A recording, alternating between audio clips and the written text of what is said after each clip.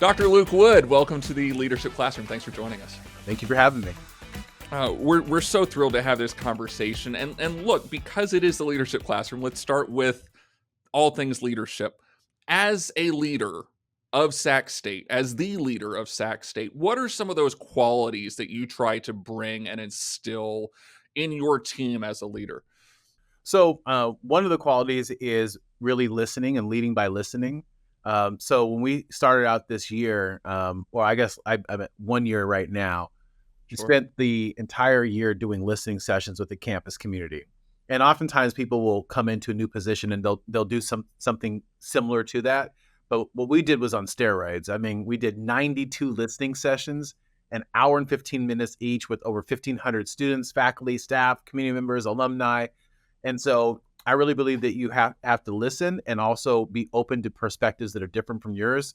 So when we're in cabinet, right, and we're making an important decision, I'll say, okay, this is the direction I think we should be going. And then we'll go around the table and have everyone give an opportunity to say why they think it won't work or will work or any concerns that they have. And so for me, that's one important philosophy. I think the other thing is that we embrace an authentic care. So we have a shared or vested interest in our students' success, meaning that if they do well, if they hit the mark, if they get the grade, the job, the internship, whatever it might be, that they're going to personally feel like we did well, and that we're proud of that. But on the flip side, if they stumble, if they fall, if they've missed a mark, that we're going to personally feel like we did not do well because we're in it with them. We have a shared vested interest in their success. So I would say that listening and authentic care, and then just mutual respect, where we truly are attentive to other people's perspective. We're truly attentive to how we're engaging one another, and we're down to earth. You know, we don't have to have these rigid frameworks where I'm up here or you're down here. I don't think that works. And in fact, oftentimes when I talk about our organization, I'll talk about it specifically flipping how people oftentimes think about the hierarchy of an organization. And I'll say, you know, when we're making an important decision, we need to think about everyone from up here, from those who are in custodial, down to here, to down to the president. And I purposely flip that because that's how we should be thinking about the work we do.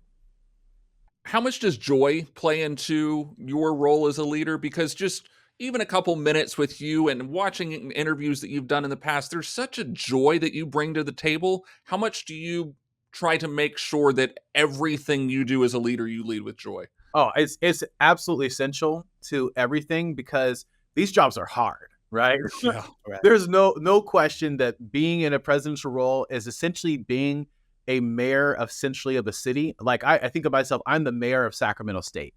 We've got 30,000 students. We've got 5,000 faculty and staff. We got 278,000 alumni. Like we have an ecosystem. We have our own police department. We have our own healthcare. We have our own residents in terms of students living on campus. We have our own power. I mean, like there's like, if we think about like at that level, that's what we're operating.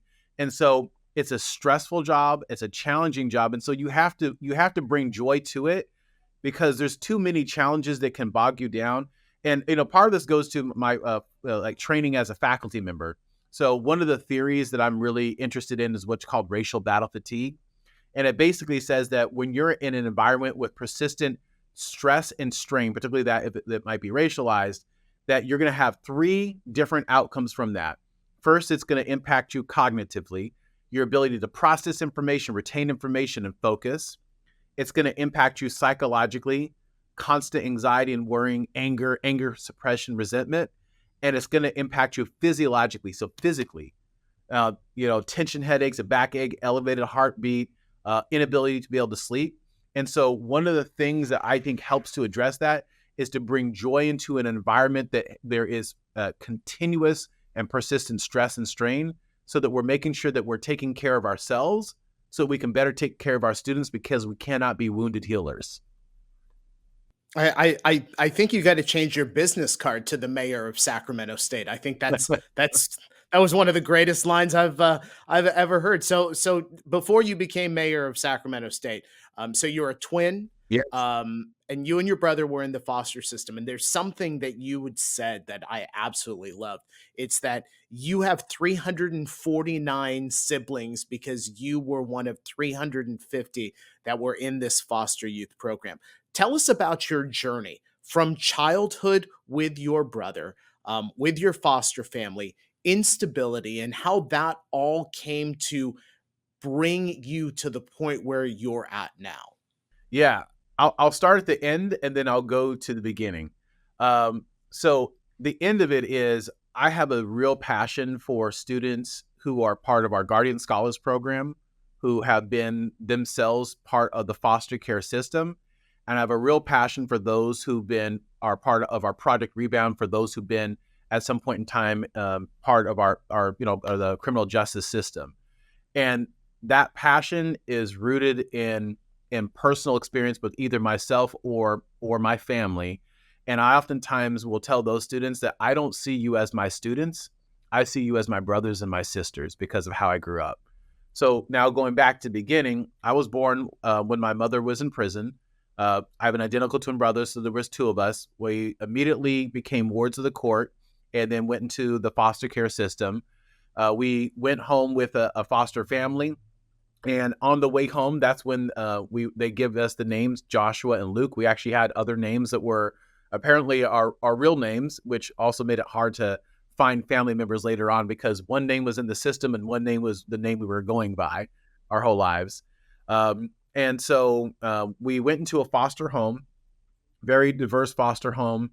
And then that family moved up to far northern California. We were adopted into that home later on, but then grew up in a foster home with brothers and sisters. Some of us were adopted. Some of us were long-term foster. Some of us were short-term care, which is why there were so many people who were coming in and out.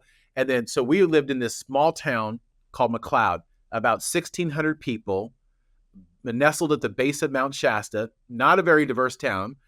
And so we're here in this very large foster home. There's at least 14 people at any given point in time. And my brothers and sisters are white, they're Black, they're Pacific Islander, they're Latino. We have two sisters with different types of disabilities, one in a wheelchair, one with a cognitive impairment. And then right next door to us across the street was a big group home.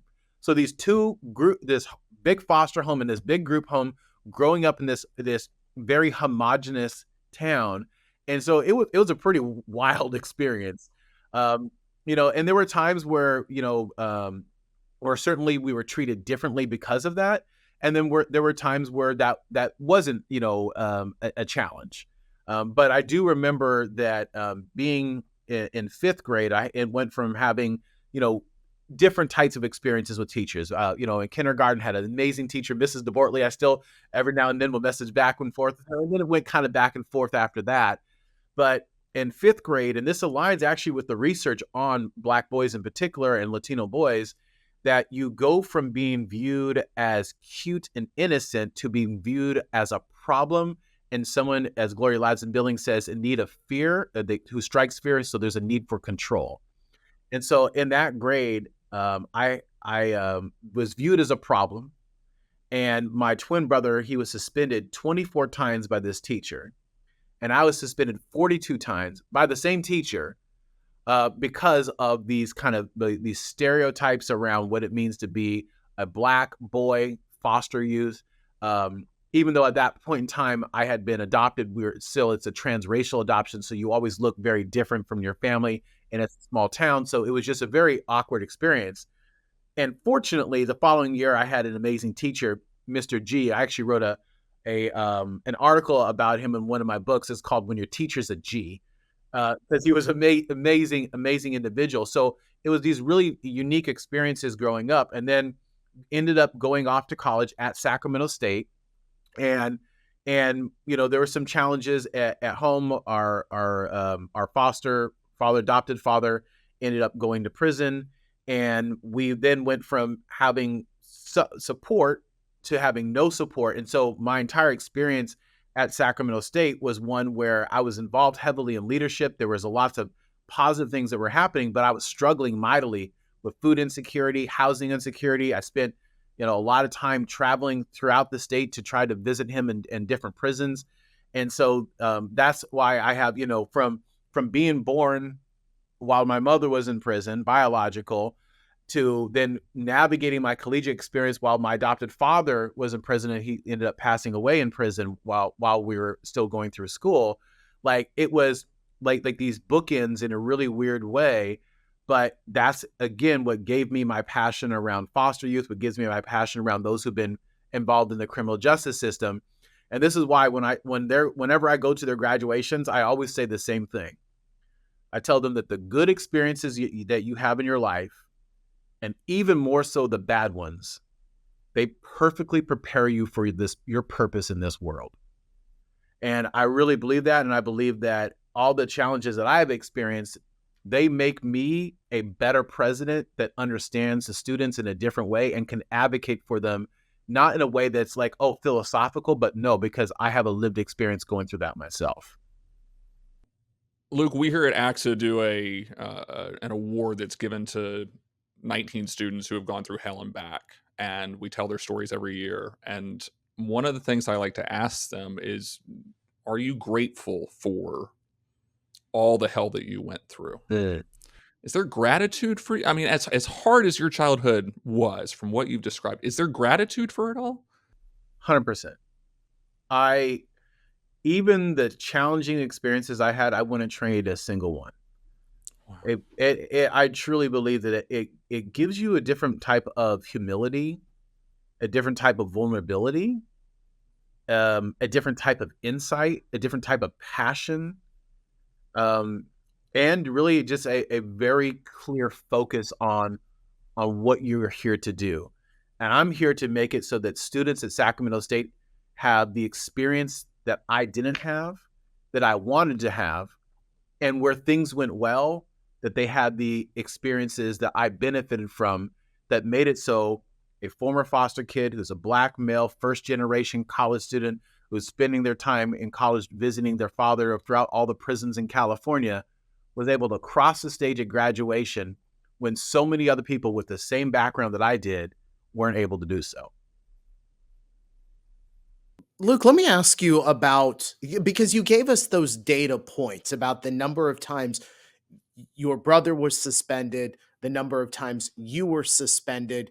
There was a point where you just hated your education experience in the elementary school environment. Right. And then you hit fifth grade, and you talked about fifth grade as far as the data is concerned.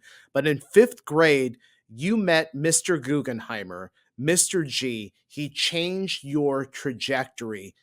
Tell us about that. Yeah, so I met him when I was in fifth grade, and then I had him as my sixth grade teacher, which made it even better. And so after having that experience, you can imagine that you would not have a positive impression of school. And I didn't. I went from loving school to hating it and seeing it as an oppositional environment. And then the next year, I had Mr. G, who's one of the most amazing people that you could ever meet, who just brought an incredible sense of joy. You mentioned joy. If I was to say, like, what would be the word I would use to characterize him? Joy and humor. Just an amazing, positive human being. And where other people saw flaws, he saw areas where he knew he could invest. He learned, for example, very early on that I like to write. I've always liked to write. I used to write short stories, and so he would take time after class, and we would go through, and he would help me write short stories, and he would give me feedback and critique them. And then he got me into a young writers camp where in sixth grade I got to publish my very first publication was in sixth grade because of something that he had set me up for, to be able to be part of it and to be able to contribute the stories that I was writing. And so he saw a strength, and he focused on what my strengths were and leveraging those strengths and investing his time in those areas. And there's a lot of people that you'll experience, in your K-12, experience as teachers, but there's few that you remain connected with for the rest of your life. And with him, he's never going to get rid of me. Because he is just, I am so grateful to him, because I can honestly say that if I'd had another year that was the same experience that I'd had after my fifth grade year, I don't think I'd be doing the same things that I'm doing right now. I don't know where I would be. That's so wild to me. Just we wouldn't be having this conversation, Luke, right? Right. Like you're not where you are without Mr. G. Yeah. Was he the one that made you go, "Hey, maybe I need to pay it forward as a result of this great educational experience and help others down?" Was he the first one that made you think about education as a career?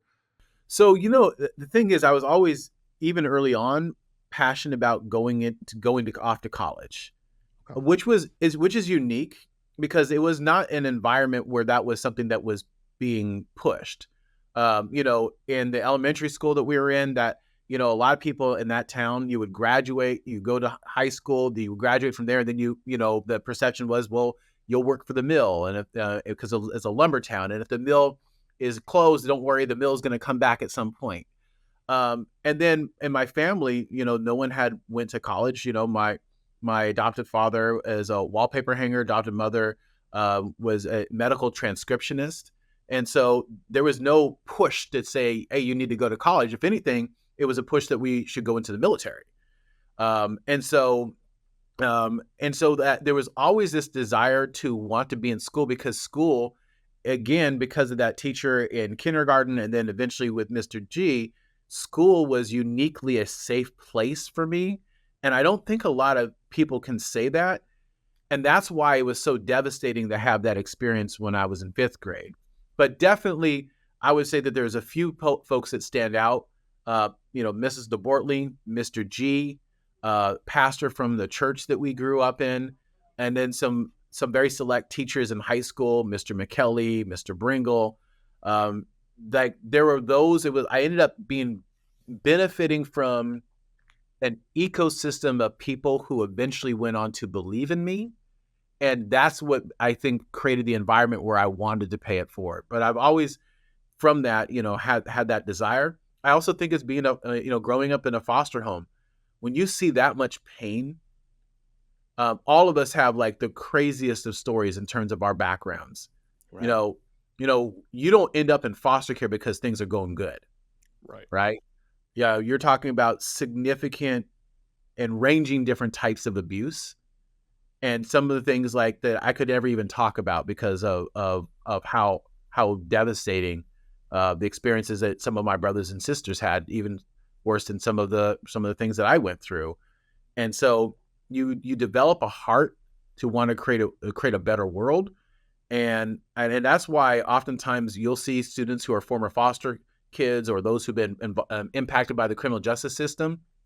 They go on to do amazing things, to be counselors, to be social workers, to be educational leaders, to be involved in nonprofit organizations, because they have a heart for those who've been downtrodden, where people have experienced distrust, disdain, and disregard. They want to create hope and dignity. And I love that. You talked about the area of which you grew up in. It's a mill town. Yeah. You leave high school and you go off to work at the mill, and at times the environment can be a little unpredictable. You leave there and you go to Sacramento State, and ultimately you earn 2 degrees. But let me just ask you about that interaction, that engagement with professors, people that had this higher level of thinking and this desire to kind of expand your thinking. What are some of the leadership skills that you picked up from some of your professors that just have left this impression on you all of these years later? Yeah. Oh, I got a very specific example of this, but let me first say that even though I provide a critique of the experiences that I had in McLeod was one of the best places you could ever grow up. And it is an amazing, amazing community. And just like any other place in the United States, it struggles with racism, right? Sure. So I think that's an important caveat. Now, in terms of the experience at Sac State, what really stands out to me is when I met this one professor, Dr. Cecil Canton. So I'm walking on campus my first year, and I'm coming from this small town, 1,600 people. Sac State is probably like 20,000, 25,000 students back then. So it's a very, very different environment than what I'm used to. And also, I'm from a place that's not very diverse. And so, I'm walking on campus one day and I see this taller, darker skinned black male in the quad approaching me. And he walks up to me and he goes, "What's up, black man?" And I turn around. I'm like, "What? Who is he talking to me? Who is this guy?" And he says, "My name is Cecil Canton. I'm a professor of criminal justice. And I want you to know that if there's anything you need, I mean, anything that you need, that I'm here for you." And, there's a lot of people who say things like that in a very performative way. But goodness gracious, if he didn't mean it to like the core of his soul, every single time I needed something, he was there for me.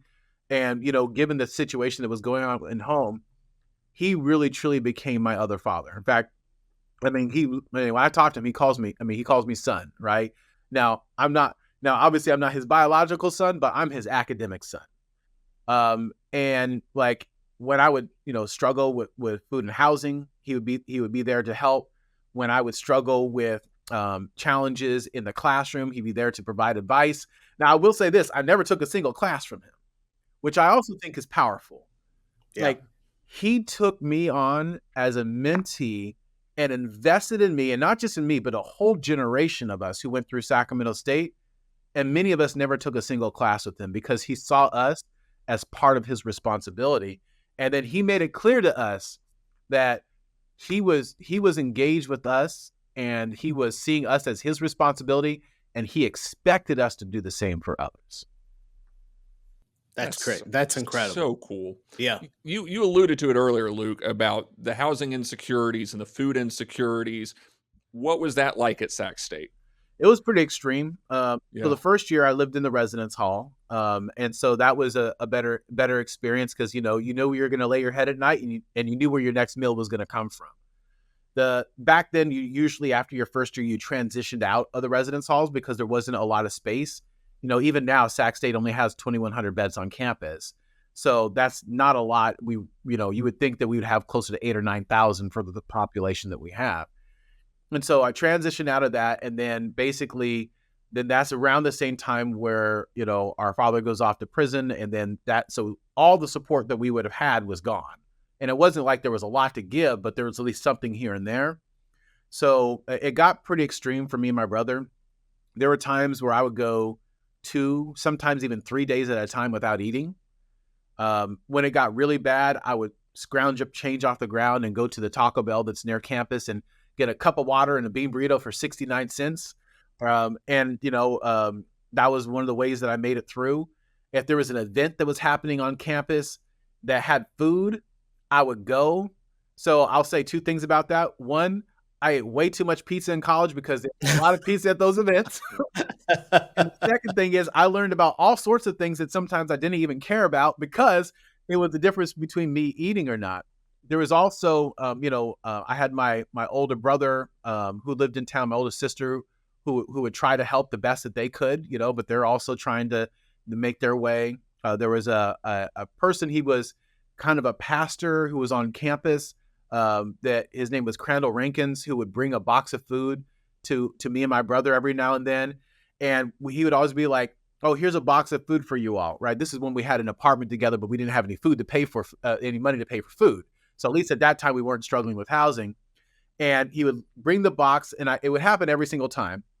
And he would say, "This is for you." And we're like, "Oh, we don't need it. We're fine. everything's good." And he said, "Well, you know a lot of people, so this is for you or maybe somebody else who needs it." We're like, "Oh, yeah. Well, we know folks that need it. We'll make sure to give it to them." Door would close, and immediately me and my brother go, and we start rummaging through. What's in here?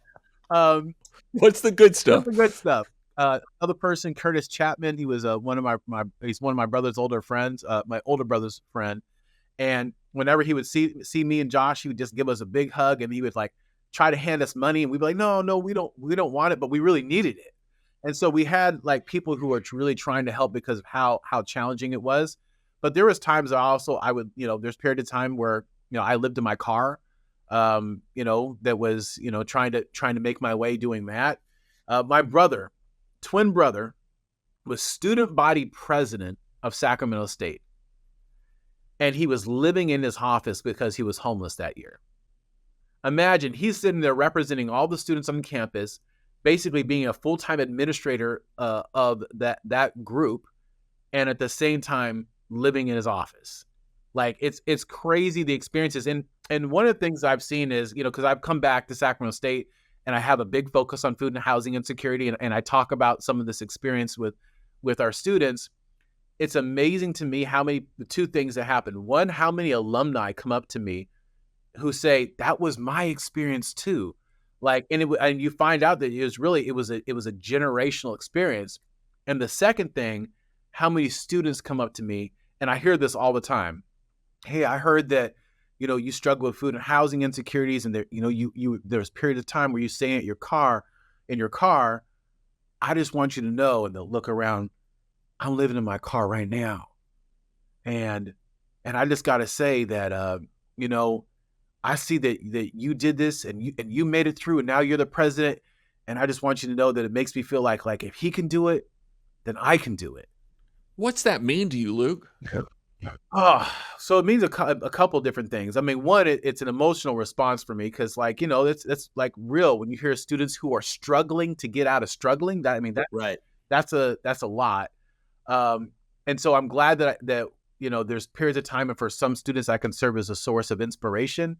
But the second thing that comes to my mind is even more renewed and more focused on, we've got to build more residence halls for our students, and we have to have more ways of being able to address basic needs, because I don't want a student to tell me that they view me as a role model because they're struggling with the same thing.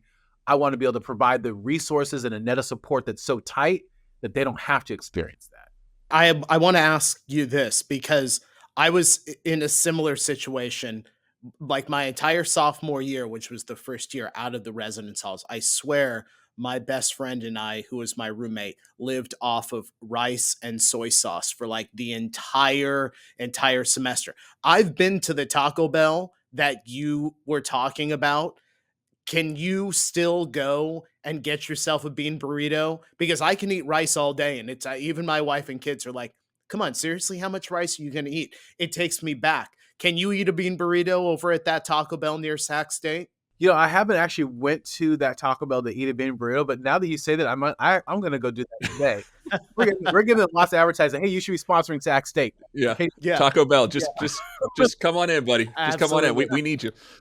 Luke, let me ask you about your time at San Diego State, because I'm an Aztec graduate. You were the first Black distinguished professor at San Diego State University, which carries a level of leadership that, it's immense, because we're talking about this huge, very diverse community there at San Diego State. To be put into a position like that, you have to have a specific type of leadership, because you are the public face of a program in higher education. But you also had to transform your leadership skills in an environment like that. So how did you have to make a change, a transition to go into that type of position and really move the university forward in its thinking? Yeah, so as you mentioned, I always have viewed myself as a professor who happens to be an administrative role. So right now, if you were to ask me what is my identity isn't necessarily president of Sacramento State. My identity is I'm a researcher who happens to be in this role, who has the privilege of being in this role. So the research that we've done, I bring every single notion that we learned into how we lead an institution.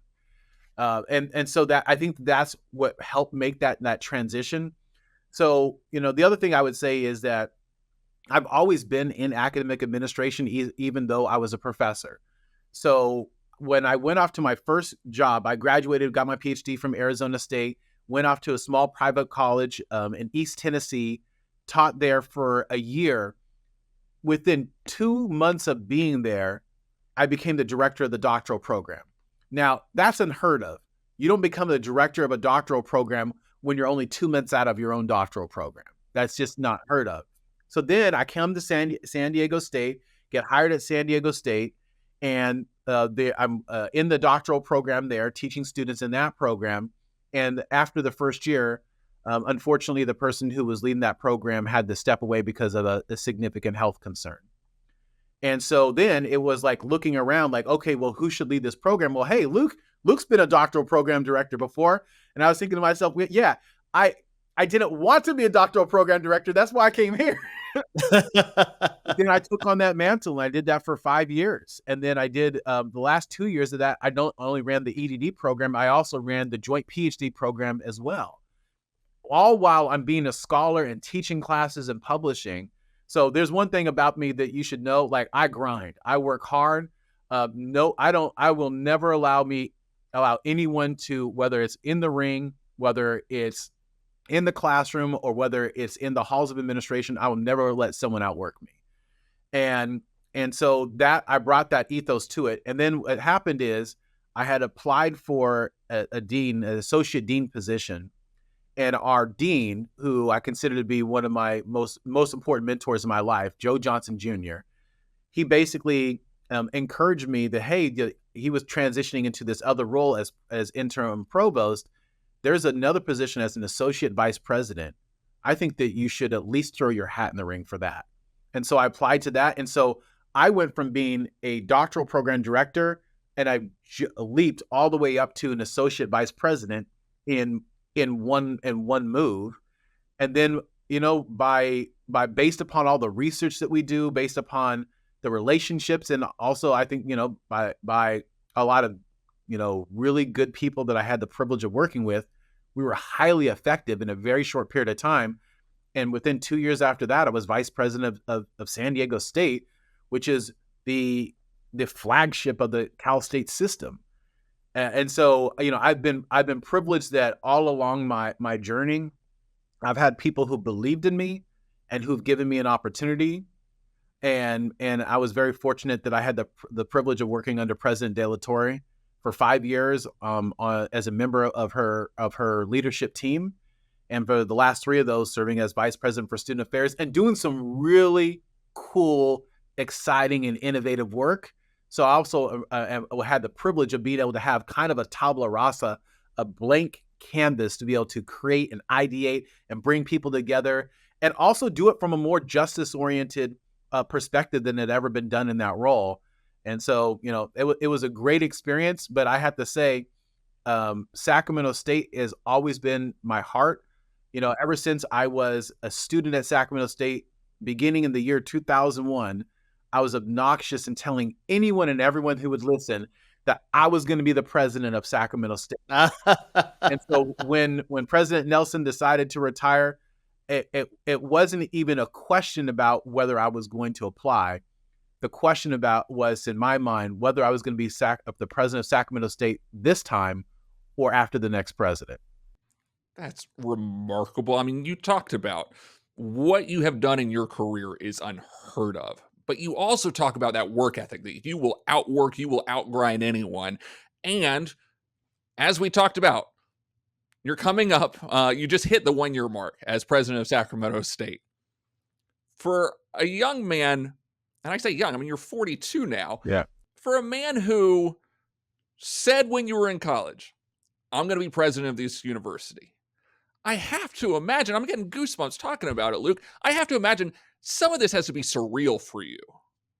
It is surreal. I mean, and what makes it even more crazy is how many people walk up to me and been like, I remember when you said that. I remember that. Because I was obnoxious in saying it, right?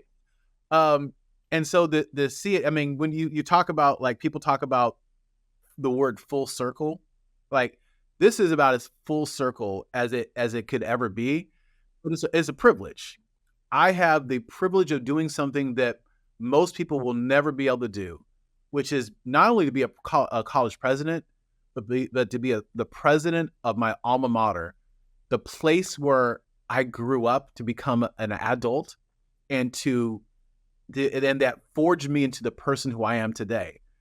And the privilege of not only doing that, but being able to do it in the time frame that it's happened, and to be able to go into meetings on campus with people who were part of my journey, with people who mentored me, with faculty members who taught me, with administrators who advocated for me, with staff members who put up with me.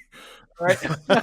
Like that, it is the most amazing experience. And I gotta say, I love Sacramento State. I gotta tell you, if these veins were to open up, I would bleed green because I love this institution so much. And I'm also glad that I had the privilege of following some people who did great work in creating a foundation where the horizontal development for this campus has been done. And now we're doing the vertical development. And I'll say this, we're the one and only public university in the state capital, the fifth largest economy in the world. And we're acting like it, and give us 3 to 5 years and we will be the flagship of the system. Youngest university president in the entire country. Currently, yeah. I don't know how much longer that'll last, but I gotta say, I mean, just from the initial work that you've done, Luke, at Sac State, I mean, President Nelson aside, I haven't seen this much excitement at Sacramento State since I was a kid, when they used to wear the football helmets that just said Sac in the old school font. I mean, there's like a level of excitement that you are bringing from your experience as a student there, the work you did at Arizona State, the work you did at San Diego State. I guess I want to just go back real quick to that work that you did at San Diego State, because as you know, I mean, racial issues are very prominent. They've always been, but now even more so.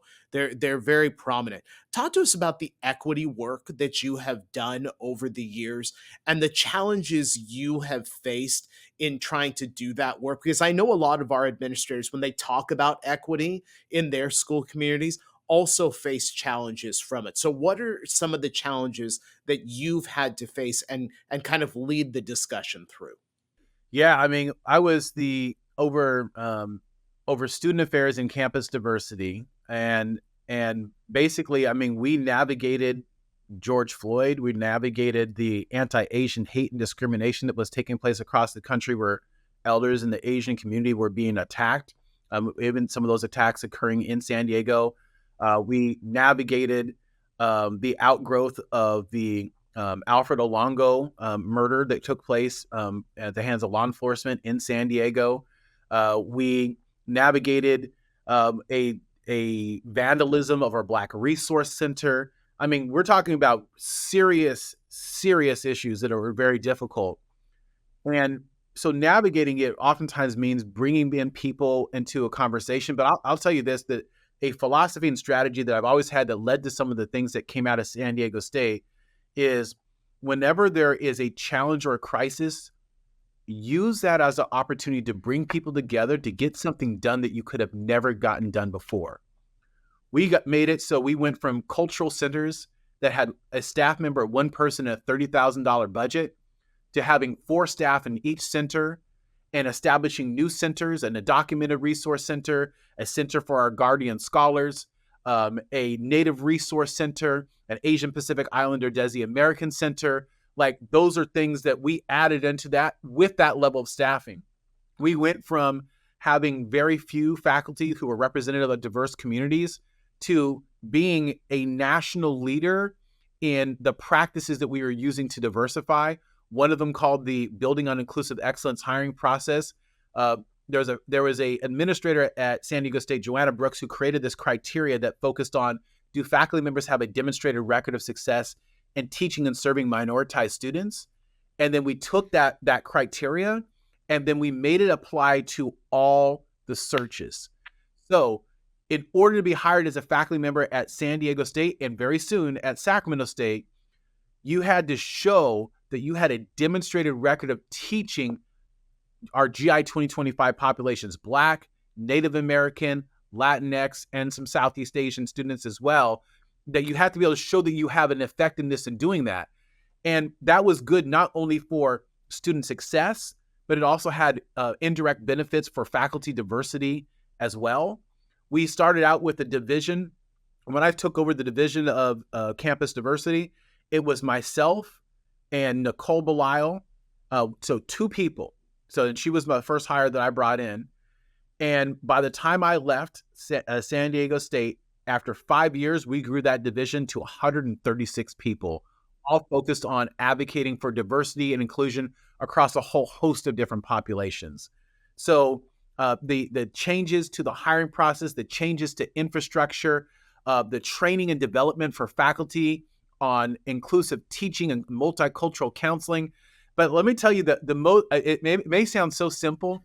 The most enjoyable event that we ever put on at San Diego State, for me personally, was and this was something that it goes back to something I said earlier about flipping how we think about those who are in custodial and janitorial and our groundskeepers.